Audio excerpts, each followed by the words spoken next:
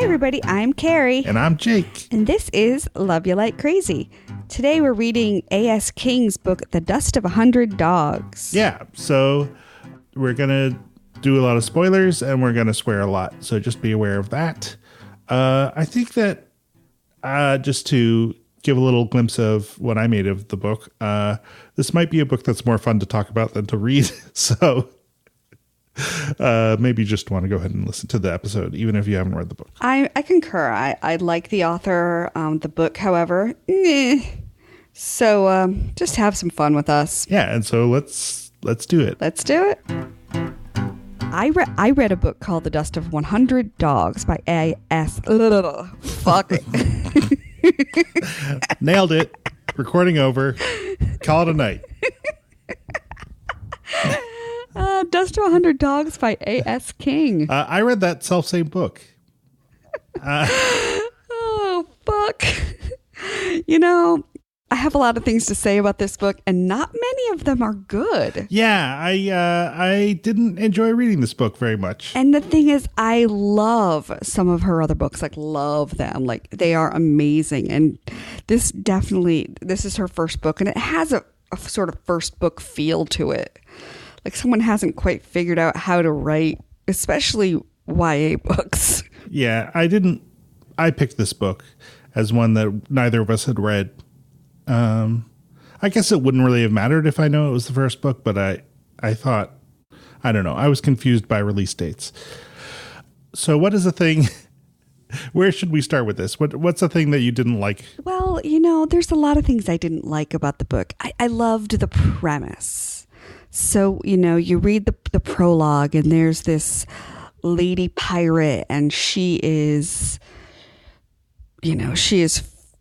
like literally fierce. She is scooping out somebody's eyeball and she's cursing the man who killed her dead lover. And you're like, oh shit, this is phenomenal. And it wasn't. It built me up in that first chapter, and then like the rest of it just kind of was gruesome and horrific and also dull. Yeah. The sections with Fred Livingston I just found thoroughly unpleasant. And I mean they ended up making sense at the end. Sort of. Yeah. Yeah, no, I mean, it did kind of make sense. Like, it's not like you can't have unpleasant characters in books and stuff, but it was just like... No, I mean, we've read lots of books that have unpleasant characters, but we still enjoyed the books. Yeah. Well, maybe we're starting this at the wrong end. Is there anything about the book that you did like? Oh, man. I think a lot of the book is, you know, what I would have liked if. Yeah, that's fair. Rather than I liked it as it was. You know, the premise of the book is she is cursed to live the lives of 100 dogs before finally reincarnating into a human body. But she has all the memories of her first life, her 100 dog lives, and now, of course, the life she's living again as a teenager in the 80s. And so that's like a fucking cool premise. Yes. And so like I like the idea of what it could have been. But I don't like how it was done. And I don't like everybody was unpleasant. Everyone was a shitheel. That's true. Okay. Can I just nitpick something right now? I would love for you to do that. Okay. So 100 dogs. Mm-hmm. She's 100 dogs. Yeah. Between the time she dies as a human and then eventually becomes reincarnated as a human, 300 years. So that's 3 years per dog? Some of them probably didn't last very long, and some of them seem to have lasted a while. I think, you know, there are a few chapters where she talks, like, there's, you know, rules for dogdom. Yeah, I kind of like that. And it sounded like some of them may have died, like, immediately. Right. But then also, yeah. So that could give, you know, another dog 5 years or 6 years. And, you know, if a dog lasts 12 years, some last a day. Right. I guess it all sort of evens out. Yeah, I was going to Google what is the average lifespan of a dog, but then I was like, well, what's that going to prove, really? It depends on the dog. 9 to 17 years. Oh, you checked. Well, I know cats, and so dogs aren't that much different. Uh-huh. Some are going to last longer. Some of them are going to last, not as long. And I say last by live. Sorry, y'all. Yeah. I am heartless. Yeah. So, but not as heartless as Emir. So, you know what? I'm doing okay. True. Emir is our protagonist. She's one of them. We have Emir is her pirate self, and then Saffron is her 80s teenager self. It's a pretty solid 80s teenager name, Saffron. I actually did not think so. Oh, okay. I thought for her parentage, it was not a solid, like, I didn't know anyone who was a teenager in the 80s who had a name like Saffron. Everyone was a Jennifer or a Tiffany. That's true. A lot of Jessicas, but no Saffrons, and no one who had any like unique names that could have like gone with. And her parents being, working class, her mom being, an Irish lass who came over from Ireland. I just didn't see Saffron as a name. Like, maybe today somebody would name their kid that, but in the, when would she have been born to be a teenager in that time period? Would it have been late 1969, 1970? I might have a note someplace about when she was born. She was born in 1972, which is the year I was born. Okay. So, and you're right. I didn't know any Saffrons. Yeah, you didn't know any Saffrons. And so, I mean, I knew like 20 Katies, but yeah. Anyway, that's, I guess, neither here nor there. Well, okay. So here are some things that I kind of liked, and you can smack them down. I can't wait. Smack them out of the air. I felt like the kind of the depiction of being like the one kid who's going to save the family, and like sort of the pressure that has. I thought that was decent. And it was, it's kind of funny that like this woman who was a pirate but is now a teenage girl, like, still acts like a teenage girl despite having all these lives of experience. I thought that was neat. I thought it was occasionally not well done and occasionally interesting. Here's why. Okay. So a lot of times, she's talking about her parents with the absolute disdain. I'm going to scoop her eyes out. I'm going to torture her. I'm like, I can't believe how pathetic she is. Mm-hmm. And she doesn't seem to really embrace her like teenagerdom. She talks about how awful it was to be a baby and not being able to like hold her head up and how embarrassing that was. And so she doesn't seem to have a lot of like feelings for this family that she's supposed to save. And then yet at the end, she's like, oh man, I can't believe my brother sold my yearbooks. What an asshole. I was like, where the fuck did that come from? It just felt out of place for me.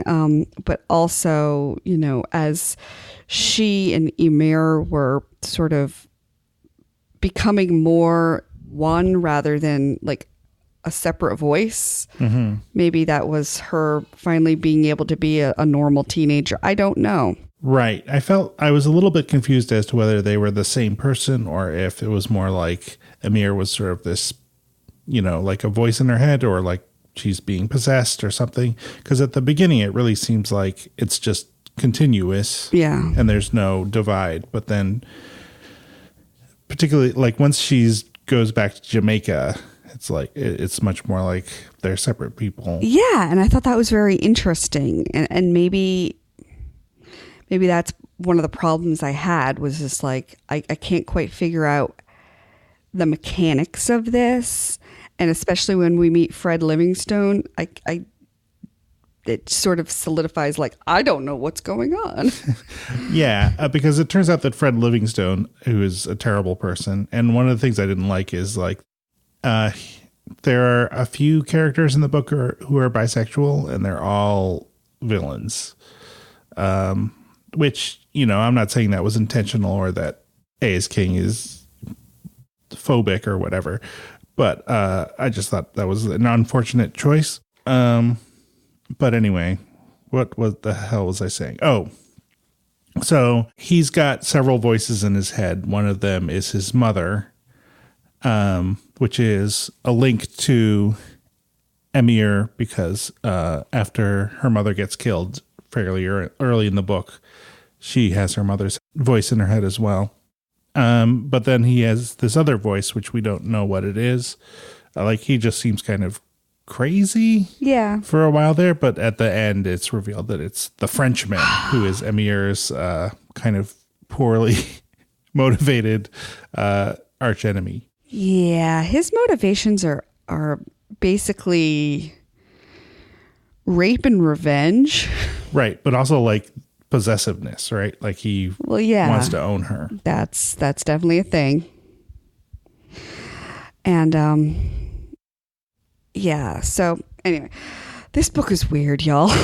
Yeah. Well, that was like in the afterword, the author says that as he said, this is her first published book. And the way it came to be was the editor is like, do you have any really weird ideas? And this is it. But then some of her later books are so much weirder. Mm-hmm. There's a fantastic book that she wrote, which is, maybe too topical at this point for me. Mm. But these two girls, they drink a liquefied bat that they found in a jar. And then one of them has visions of the future. And the future is like this crazy dystopian woman war. And it's well done though. It's Gloria O'Brien's History of the Future, and it's fucking weird but done well. And so she can do weird and she can do weirder, but she can do it well. This one was just not well done. The premise was there. The writing is solid. Like she can tell a story. It's just how she told it was not good. I feel like it's pretty, I think that she spent a lot of time kind of thinking about how she wanted it to fit together and how the different timelines would interweave and stuff. And I think it's one of the times where, if you had actually had a longer book, it would have been better. But she really tried to wrap up, this book in, 320 pages. And she could have kept going. And I think if she had expanded some stuff and taken out a lot of the rape. Yeah, there's a lot of rape. We could have done some without some of that rape. I'm just saying, like, you can still be a badass pirate. You can still have had a shitty fucking life. You could have still been sold by your evil uncle. But you could, maybe do with less rape in a YA book. Yeah. But I mean, maybe, of course, that's part of her motivation is, to be a badass woman who does not get raped. Although I don't know, she has kind of a conflicted attitude about it. How so? So she ends up on Tortuga, I think. Mm-hmm. So she grows up in Ireland. She's sold by her evil uncle, to a Frenchman. Not the Frenchman, but a Frenchman. Right. And so she is taken over to Paris in chains. She runs away almost immediately. And then running low on food and options, she signs on to with all these other women to go to Tortuga, where supposedly there are opportunities to find husband and stuff. And then when she gets there, it's like kind of this crazy free for all. And most of the other women are prostitutes and stuff. And so the Frenchman, this is her nemesis, her eventual nemesis. Capital T, capital F, the Frenchman. Yeah. He claims her for himself. She runs away again, ends up in a cave. And so first one guy sneaks up on her and is clearly going to rape her, and she kills him. Oh, she kills him good. Yeah, she bashes in his head with a rock, steals his clothes, washes the blood off, cuts off her hair. It seems like she's going to disguise herself, as a sailor or as a man at least, to get away from things. But then the Frenchman shows up and says, you won't have to kill me. And then rapes her. And she's like, and she lets him sort of. I mean, I don't know. That's kind of victim blaming, but she's like, I think she sort of gives up. She sort of realizes like, well, I'm going to get raped either way. Right. And she's like, why did I kill this first guy? If then I'm going to like let this other guy take my virginity. And so that's sort of a conflict that she has. And her virginity was saved for Shawnee, who was the boy she was in love with back in Ireland, who she was sent away from. Yeah. So here's a question for you.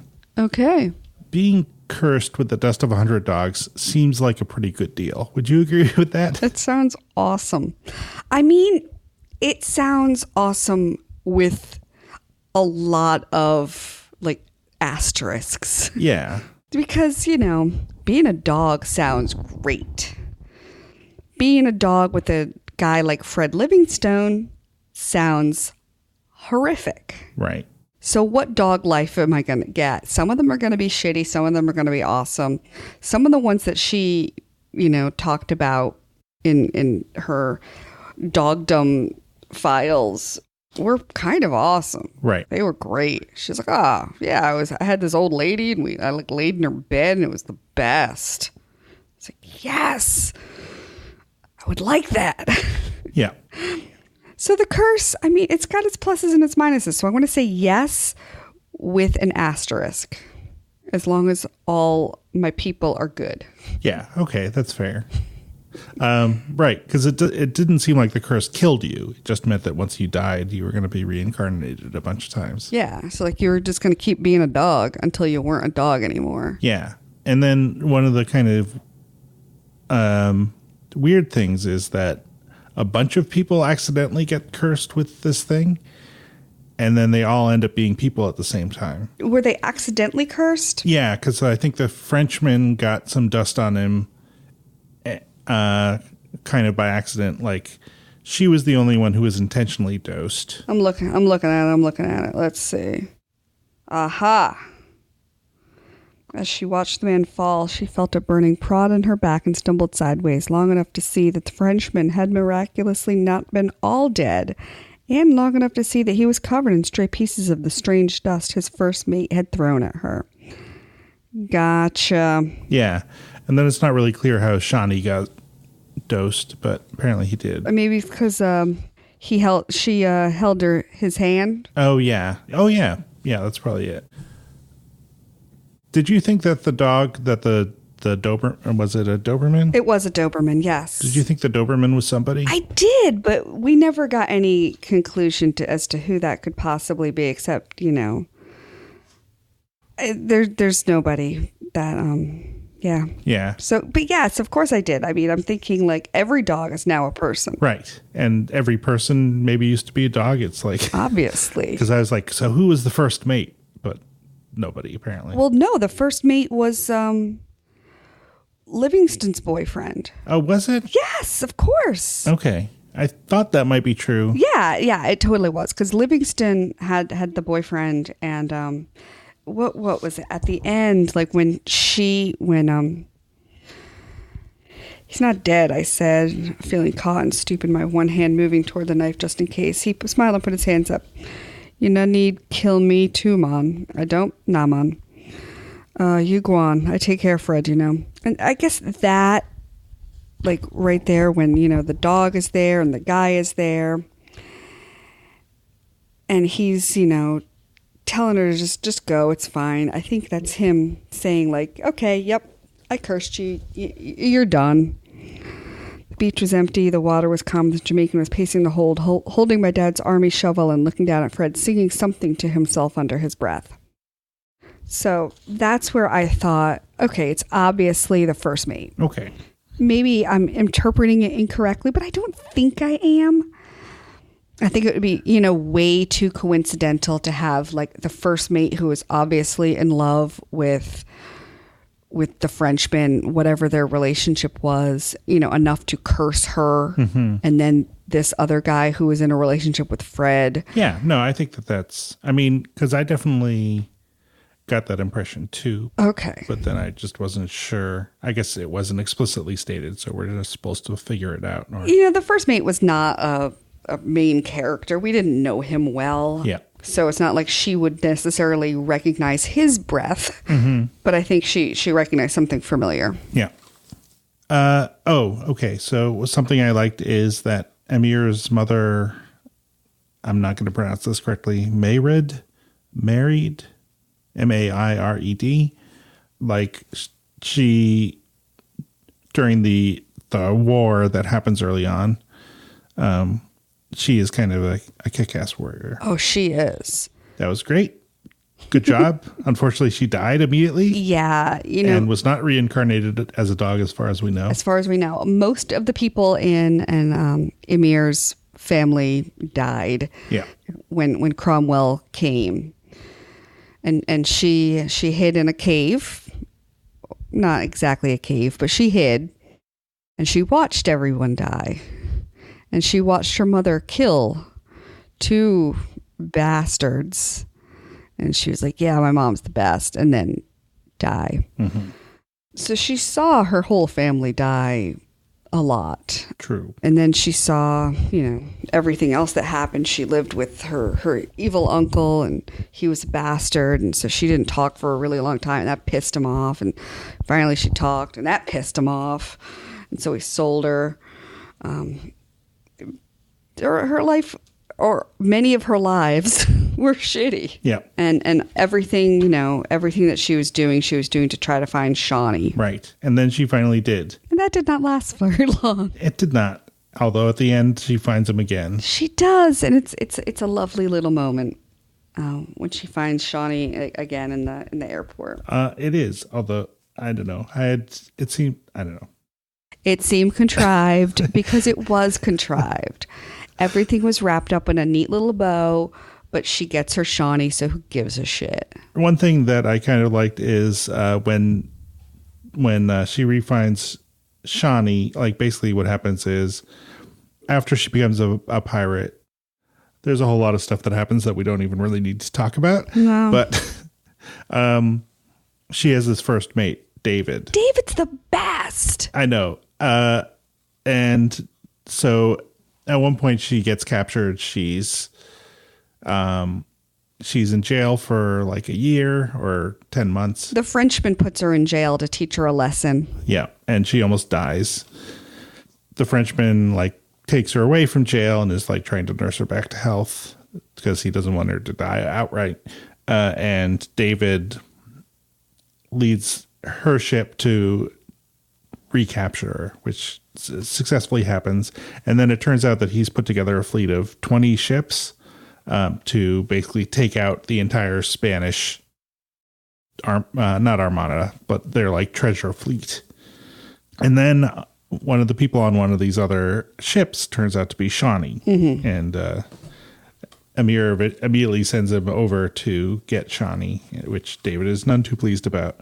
But I kind of enjoyed that love triangle, maybe partly because it was kind of short, but it was Amir Morrissey had everything: a fleet of pirate ships, an inventive lover, a treasure chest full of jewels, until one Irish farm boy turned her life upside down. It's like a romantic comedy kind of thing, where David, who is this kick-ass organizational pirate genius, is cast in the role of the boring current boyfriend. Yeah, I don't know. I might have been Shawnee who? Yeah. And I felt really bad because, again, this is YA and they're talking about how crazy their fucking was. Yeah, no, it's true. And I'm just well, I kind of like that too, although I agree that maybe isn't the most YA thing, but they have this intense discussion about how she's in love with someone else and she doesn't want to hook up, and and he's like, I'm only going to ask you this one last time, and she's like, yeah, no, it wouldn't be fair to either of us, and then 2 pages later it says, but then later he convinced her to go for it anyway, and yeah, because how much time can you spend doing cross stitch anyway. Well, plus, I mean, like, she's literally the only lady he's going to see for a long time because they're on a boat. Might as well fuck. Yeah. But yeah, I thought that was really funny. Like, the next chapter was like, so that lasted 2 minutes. And the fact that, you know, they talk about, like, just basically doing it on every part of the boat. Every position. Cracked me up. Is there any way you thought that the kid that she went to the prom with was David? Oh, probably not, but I'm just like trying to like fit everyone in a box now. Yeah, I mean, I didn't think that, but I'll partly maybe just because, at least the first time I read the book, I thought that she and the Frenchman were probably both dusted, but I didn't know that Shawnee was going to be in the picture, and it didn't seem like anyone else could be. And also that kid was just like such a teenager. He was so dumb.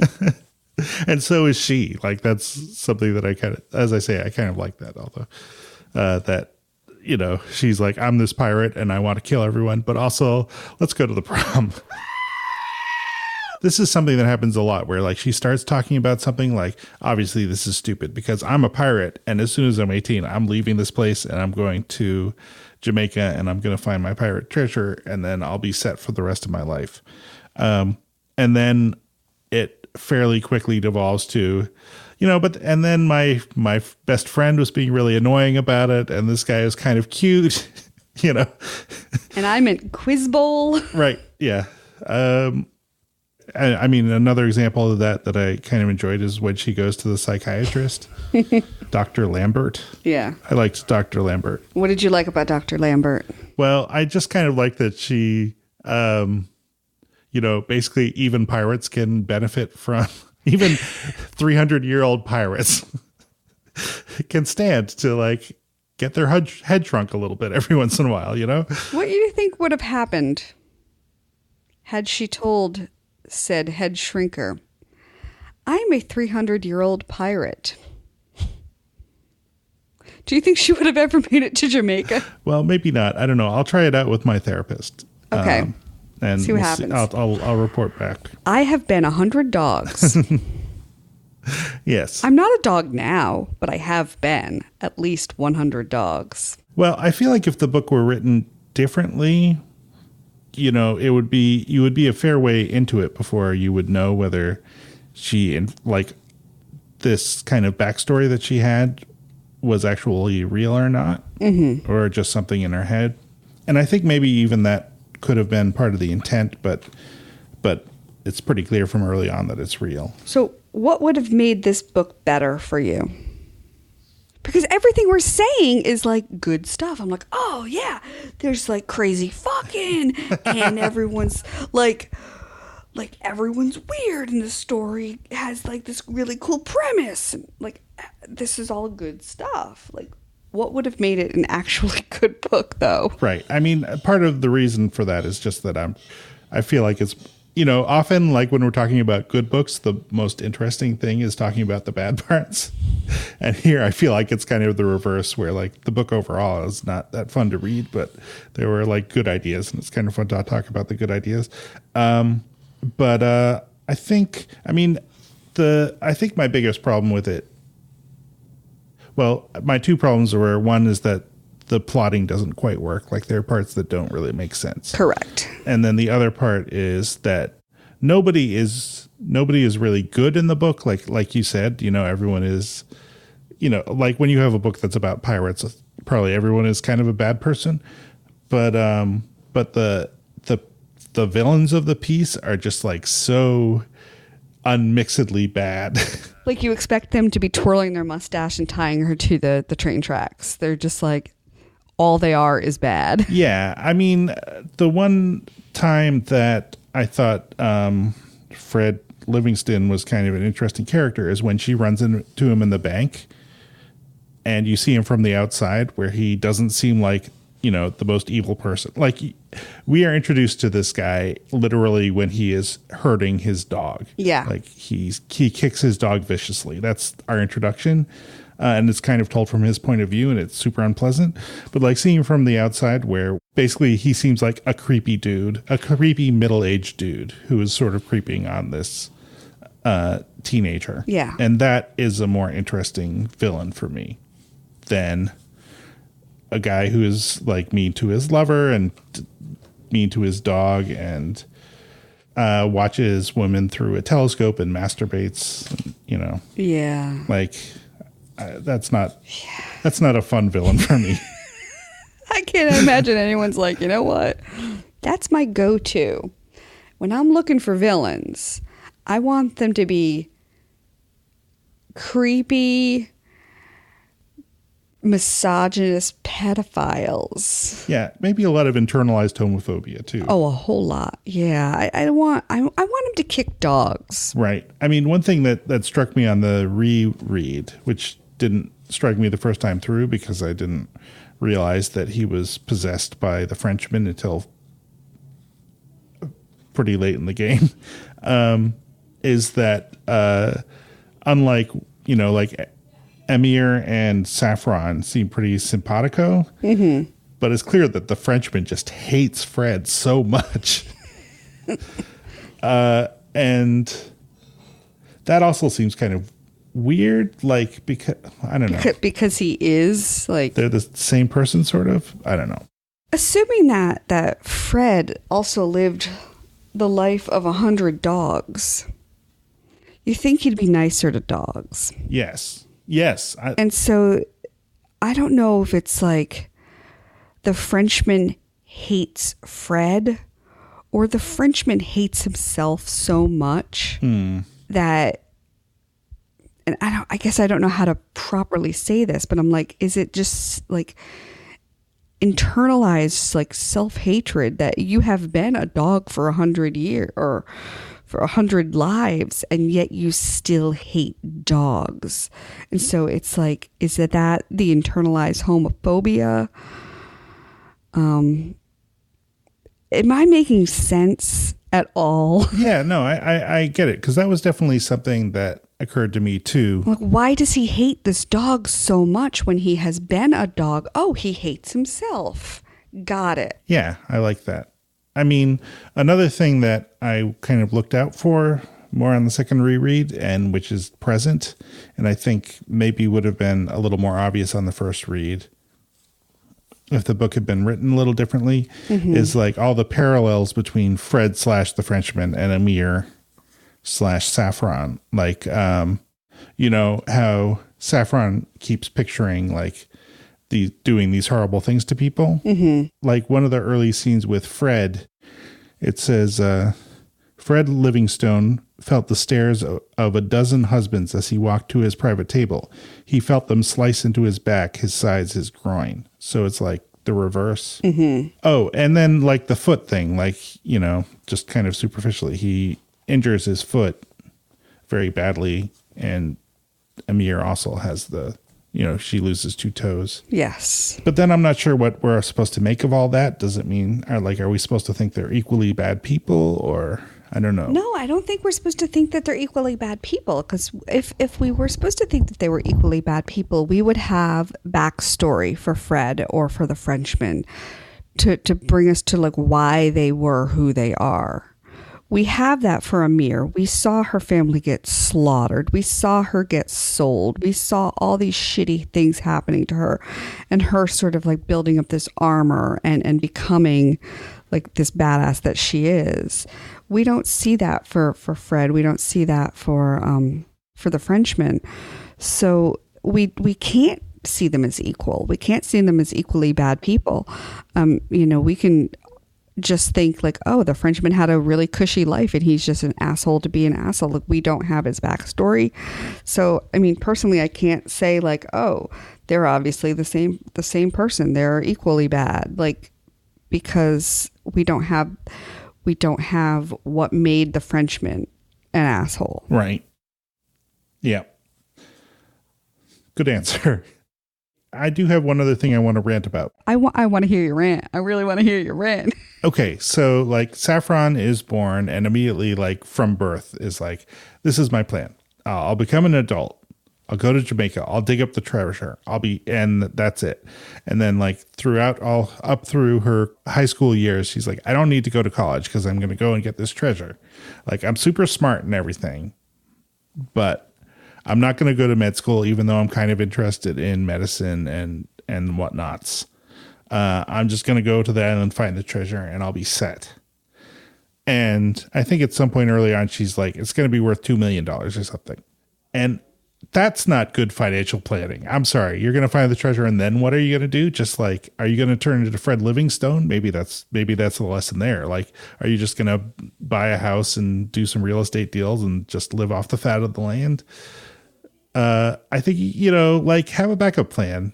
Maybe your parents deserve, like, even though that they're putting a lot of unfair pressure on you, maybe it's not such a bad idea to get that medical degree. And then if you can't find the treasure, or if it's, like $2 million is a lot of money, but is it going to get you all the way to whenever you're going to retire or die or whatever? I don't think so. So this is my advice to anyone out there who is a reincarnated pirate. Like, maybe even you do take a year off of school and go out and find the treasure and secrete it away someplace. But definitely don't give up your college dreams, Don't give up med school. Figure out what you want to do afterwards. And your plan shouldn't end with, and then I find the treasure and everything's great. But the thing is, she does not find the whole treasure. Right, exactly. She only finds the treasure that she sewed into her capes. Yes. So she now needs a backup plan. Now, here's my thought. Okay. Now you're like, oh, she's just gonna, get the gems or the giant emerald or whatever it was, and she's going to live off the fat of land. No, she is not. She's going to buy herself a fucking boat. I gotcha. And she's going to live on the goddamn ocean. Like, she was going to go back to the water, I think. Yeah. Well, she says, like, at some point when she's a kid, she realizes that the answers she's giving to people when they ask her, like, and what do you want to be when you grow up? And so she just starts saying that she wants to be a pirate. But, yeah. So I think that's in-book justification for this theory. And I like it. But now that she doesn't have that much money, she has some money. We don't know how many gems are in the capes and what they equal to, but it's probably a somewhat substantial amount, when she sells them. And how do you just go, like, if you have a giant gem, how do you sell that? Yeah, I don't know. Like, yeah. I don't know. Like, if I could just go to Citizens Bank and be like, here's the largest emerald in the world. Some monies, please. Just write a check. So I don't know how one translates giant gems into money, but I think she's going to do okay. But also the fact that she's like, oh, fuck, that didn't work quite the way I thought. And she was talking about taking this gap year anyway. I have a feeling it may end up actually being a gap year, and she does maybe go to med school. Now that she's got this boy in her life, who knows? Maybe they're going to settle down together. We don't know. But I think things with this boy will make her life quieter than they would have been had she not found him. Yeah. I think if she hadn't found him, she would be, she'd be a pirate. And now that she has, I think maybe college is in her future. She knows a lot of stuff. But she doesn't know college algebra, probably. Not many dogs did algebra. So yes. Anyway, I think the book has a great premise. It's got an amazing cover. It's a good use of negative space. I likes it. But I think the book could have done so much more, and it could have been so much better. And I recommend reading lots of books by A.S. King, just maybe not this one. Yeah, maybe we'll revisit this author. I think we absolutely should. Some of her books are amazing. Like we did, Please Ignore Vera Dietz, or Everybody Sees the Answers is one of my all-time favorite books. I love that book. It's so fucked up and weird, but beautiful and heartbreaking and perfect. And I love it. So she can do weird well. This was weird. Weird was done well. The story was not. Yeah, I think that's right. So, well, let's look forward. Let's concentrate on the future and not the past. What's the next book we're going to read? Do you remember? I don't remember. Why don't you tell me and then we'll talk about it? Okay, let me look it up. It's Hold Me Closer, Necromancer. Oh my God, that book is so good. Now that book is fun and weird. Yes. But fun. It's so quirky and it's so cheesy, and yet oh my God, I love that book. Have you read it yet? I did. Isn't it great? Yeah, I really enjoyed it. And then there's the second one. Have you read the second one yet? I have not. Oh, Necromancing the Stone. Also good. I appreciate all the puns. I know. Oh my God, I can't wait to talk about that book. I will have that book read by like tomorrow. I love it so much. It's a really quick read, y'all. It's by Lish McBride. Carrie suggested it to me with the note, fun and not bad. I know, and that's basically what I'm saying right now. Like, this book is a lot of fun. Yeah. Like, you think like, oh, a book about necromancy. How fun can that be?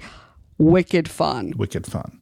Are you making fun of my wicked? Did you just make fun of me? Mm-mm. I don't think so. I don't think you did. I'm sorry. I was like, wait, did I? I'll play the tape back later and decide. Wicked fun. Was I mocking her? Probably. Okay, so that's what we'll be reading next time, and I'm looking forward to talking to you about that.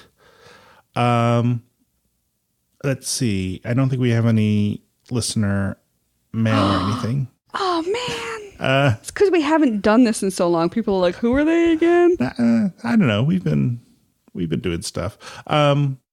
So we've already recorded an episode where we talked with Michelle of the Lifemark podcast about the entire first season of Riverdale. And even though we already recorded it, I think I'll put it up after this. So watch for that. All of Riverdale was fun, and that episode especially was fun. Yeah. Getting to talk to her was a real treat. It was. And I'm not even saying that to like be weird or silly. I just mean it was cool to talk to somebody else, especially somebody who knows a lot about like YA. Yes. Which is sort of my jam. Mm-hmm.